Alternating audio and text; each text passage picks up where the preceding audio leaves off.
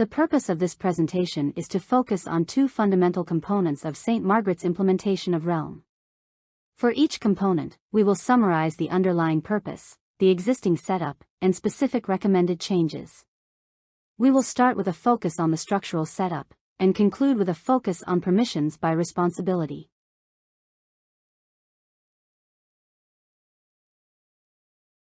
There are four key structural elements to Realm.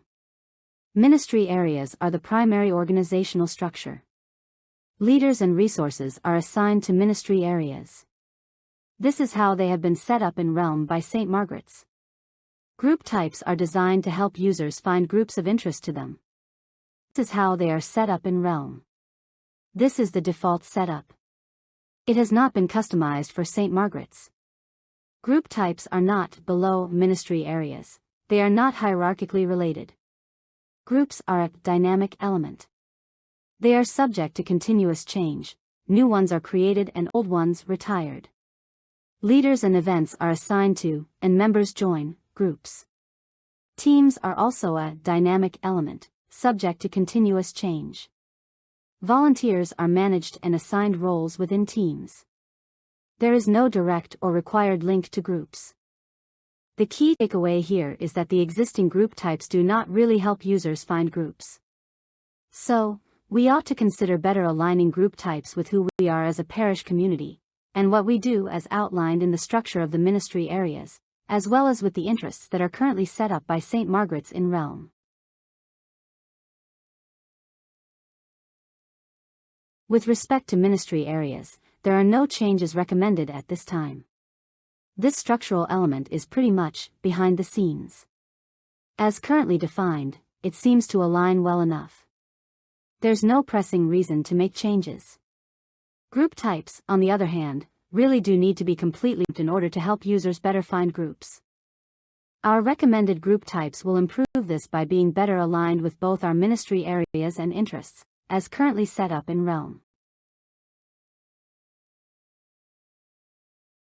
This slide lists all 51 interests as they are set up and described by St. Margaret's within Realm. These interests are sorted and grouped by the recommended group types. This emphasizes how these recommended group types are aligned with our parishioners' interests, and will help them find groups.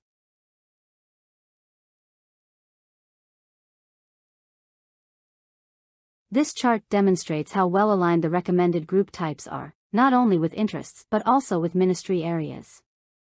They do not need to be identical because these structural elements have slightly different purposes within Realm. Ministry areas are more about how St. Margaret's is operationally managed. This structural element is pretty much behind the scenes. Group types, on the other hand, are visible to all parishioners and help them find groups of interest to them. This is why alignment is so important.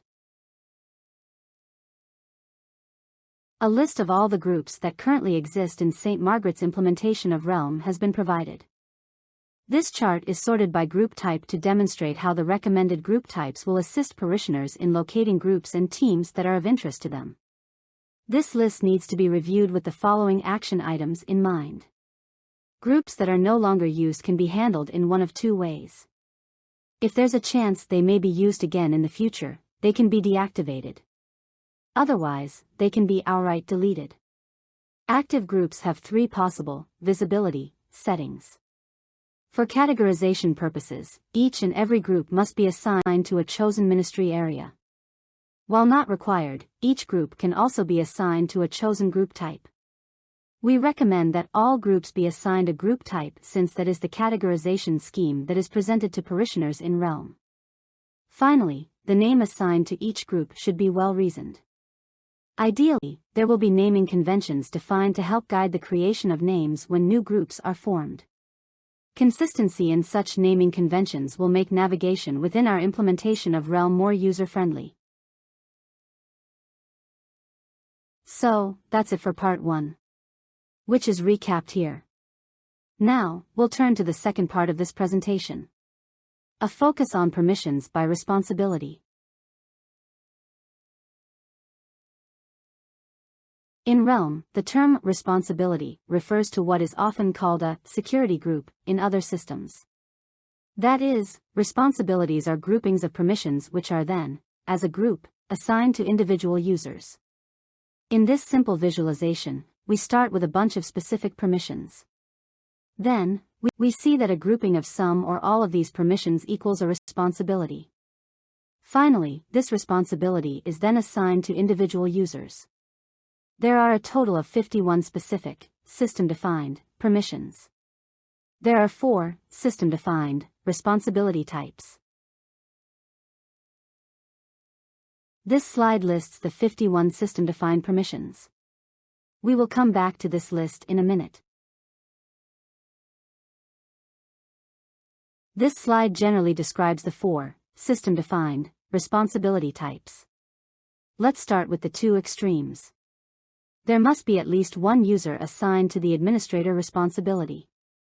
Users assigned to this responsibility are allowed all 51 permissions, no exceptions, as having full control. At the other extreme, every user starts out as a congregant, and most users stay that way. Congregants are allowed none of the 51 permissions. This is known as having restricted permissions. The next step up from the congregant level is done by assigning a congregant as a leader. This is known as limited permissions. There are 2 types of leader permission groupings. All group and pathway leaders can be assigned a limited, system-defined, collection of permissions. This limited collection is somewhat configurable, or customizable, but that customized collection of permissions applies to all group and pathway type leaders. All serving team leaders can also be assigned another limited, system-defined, collection of permissions. This limited collection is also somewhat customizable, but that customized collection of permissions also applies to all serving team type leaders. Finally, the 4th responsibility type is referred to as users with responsibilities. Within this type, as many as 23 separate customizable groupings of specific combinations of the 51 specific permissions can be selected as allowed. Each of those customizable groupings is given a specific responsibility name. For example, clergy, SMC staff, office volunteer, etc. The idea here is to establish a set of responsibility names that align with the appropriate segregation of duties within each implementation of Realm.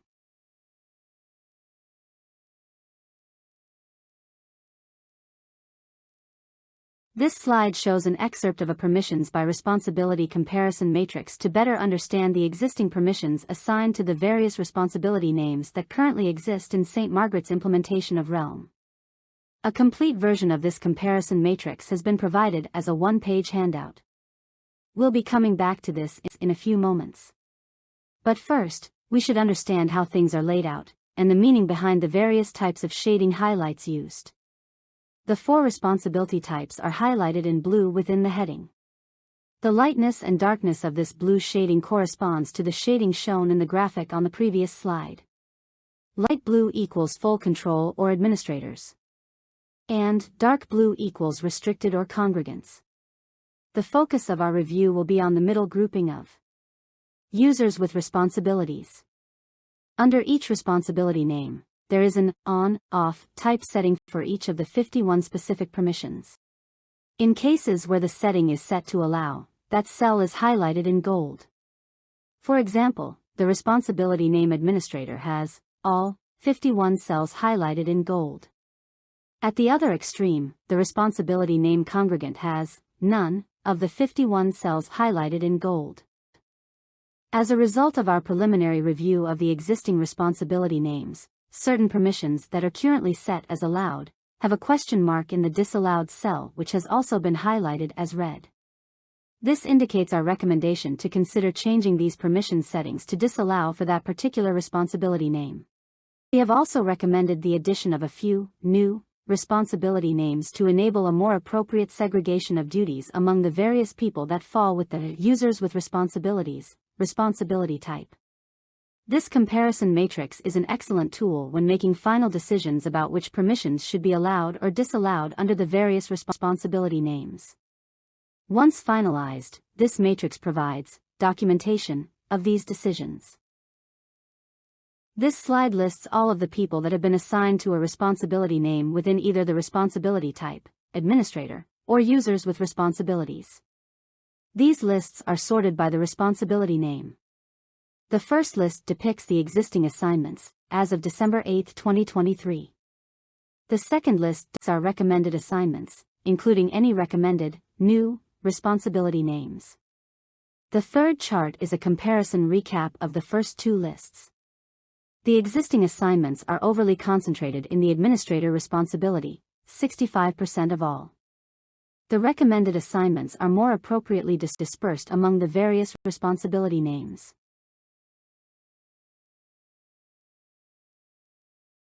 Now we can return to the complete permissions by responsibility comparison matrix that has been provided as a one-page handout. We're going to review this thoroughly with the following actions in mind. First, we are going to focus on just the first column. The list of the 51 permissions. We need to understand what these permissions represent. To help with that, a 7-page reference handout has also been provided. As a result of our preliminary review, we've highlighted a subset of these permissions that are particularly sensitive or powerful, and which should be handled with care. Next, we will focus on the column headings. We need to understand the purpose of each responsibility name, and why different people's duties might warrant their assignment to a unique grouping of permissions. Finally, we need to review the specific allow or disallow settings for each of the 51 permissions within each responsibility name.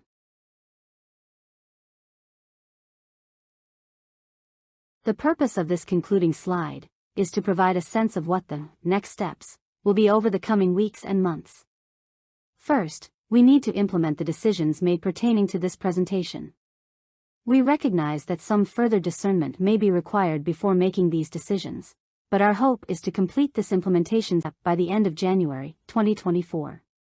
Next, we need to document in very clear and specific terms our collective understanding of the need for and uses of Realm.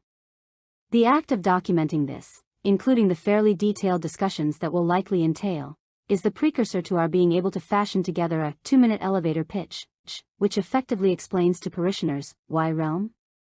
The act of documenting this should also entail some degree of prioritization among the many needs and opportunities that our implementation of Realm should address.